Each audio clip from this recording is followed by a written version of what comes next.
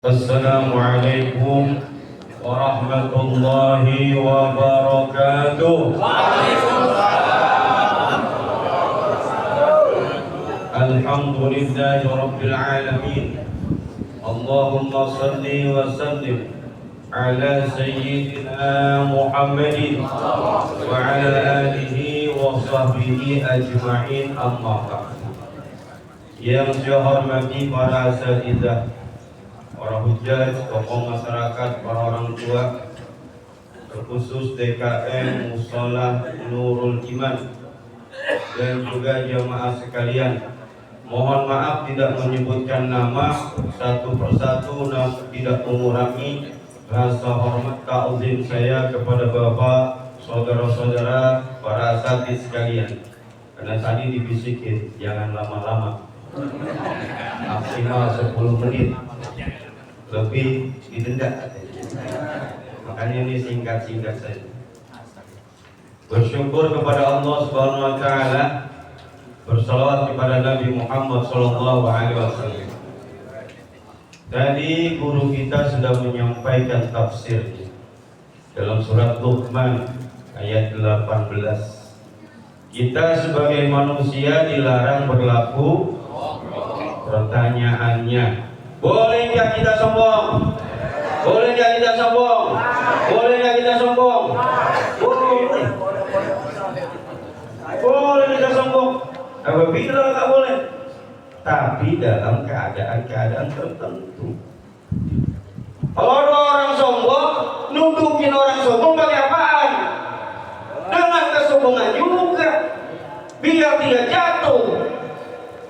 Guru saya Bapak Kiai Haji Abdul Fahar Buncit 3 itu pernah cerita dulu sama saya lagi di waktu sanawiyah. Dan beliau pada waktu dia di pesantren disuruh sama ustadznya pergi ke pasar. Berapa orang? Kira-kira 3-4 orang jalan ke pasar.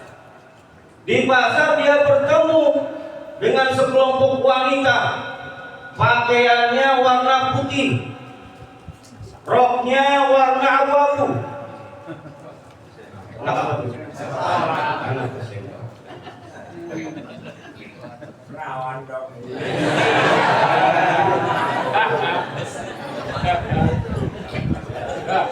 Memang supporter saya ya. Saya suruh datang jadi supporter. Apalagi kata mereka harus datang. Ini apa? Duet MNH katanya. Dari turun juga duetnya. Lengan bajunya dilipat, roknya segitu pun. Jangan dibayangin, jangan dibayangin. Biar saya saja yang bayangin. Kan saya lagi cerita ya. Saya lagi bayangin gitu kan.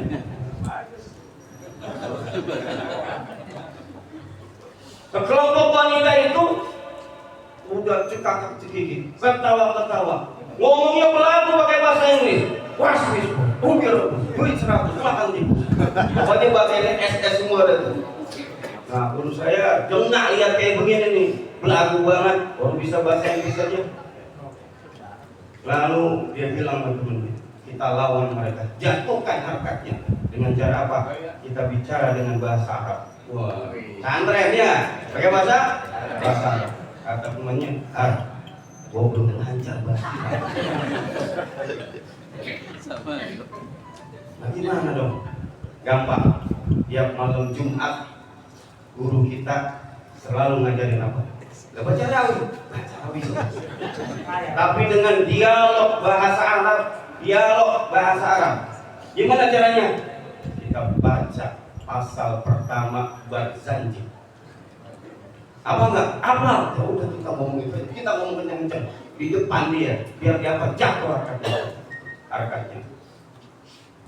Lalu aturan gimana? Saya yang pertama baca, kemudian kamu lanjutkan, kemudian kamu lanjutkan. Siap, gitu kan?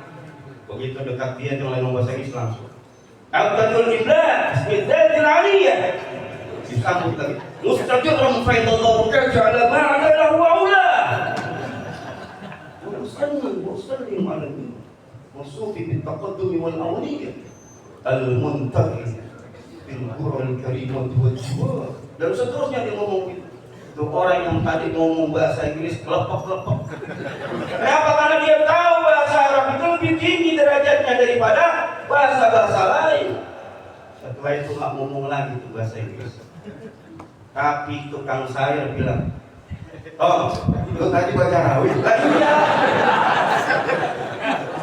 Tujuan saya bukan apa-apa, Mas. Ya Pak, bukan tujuan apa. Tuh tadi perempuan kelompok itu sombong amat ngomong di pasar pakai bahasa Inggris, gitu kan? Untuk nundukin saya pakai bahasa Arab. Tapi teman-teman saya pada belum lancar bahasa Arabnya, termasuk saya. Makanya kita baca rawi saja. Makanya nanti kalau seandainya ada Ustadz Umar, ada Ustadz Zulkarnain, kemudian Saiful Bahri, kemudian Ustadz Syarifuddin ngomong berempat pakai bahasa Arab, jangan lekas-lekas percaya dia ngomong bahasa Arab. Mungkin dia sedang membaca situ. Itulah jadi menundukkan kesombongan dengan kesombongan. Tapi pada hakikatnya kita ini manusia memang nggak perlu sombong. Kenapa nggak perlu sombong? Kita nggak punya apa-apaan. Apa yang kita banggakan? Ilmu nggak ada, harta pun bakal habis, ganteng pun bakal yang dunia Indonesia ganteng di dunia. Masih muda ganteng, ada udah peok-peok itu. Bang Hasan dulu ganteng itu nih. Saya lihat fotonya dulu kan ganteng, sekarang tetap ganteng. Ya, mungkin dia cantiknya nggak? Iya. Pernah suatu ketika, ini jadi cerita-cerita aja. Pernah suatu ketika, kenapa kita nggak boleh sombong? Seorang ulama yang bernama Abu Yazid Al-Bustami sedang melintas di suatu jalan. Dia lagi pergi pulang malam kira-kira. Ketemu dengan seekor anjing. Kira-kira kalau lumayan Al-Quran apa saya berani pada takut apa enggak? Takut. Oh takut ya. Saya juga segan ketemunya. Kenapa? Ya karena biasanya kita takut karena najisnya gitu kan. Jalan melintas berpapasan dengan anjing. Begitu pas dekat dia angkat jubahnya. Karena dia takut bakal terkena najis dari anjing itu. Dengan izin Allah, tuh anjing ngomong. Kata dia apa? Syekh, tubuh saya ini kering.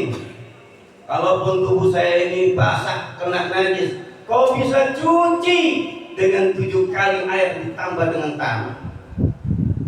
Tapi engkau yang menganggap dirimu mulia dariku, dengan 7 samudra kesombongan hatimu tidak akan bisa dicuci. Artinya apa?